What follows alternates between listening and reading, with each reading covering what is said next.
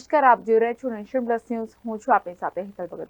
કપરાડા તાલુકાના રસ્તા પર પડેલ ખાડામાં એસટી બસ ફસાતા મુસાફરો અને વિદ્યાર્થીઓને બસને ધક્કા મારવાની નોબત આવી હતી.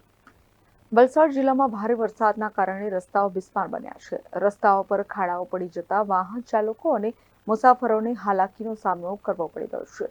ત્યારે કપરાડામાં એસટી બસ ખાડામાં ફસાઈ હતી. ત્યારે એસટી બસમાં સવાર મુસાફરો અને વિદ્યાર્થીઓએ ધક્કા માર્યા હતા અને એસટી બસને ખાડામાંથી બહાર કાઢી હતી. પૈસા ખર્ચીને એસટી બસમાં મુસાફરી કરતા મુસાફરોને ધક્કા મારવાની નોબત આવી હતી.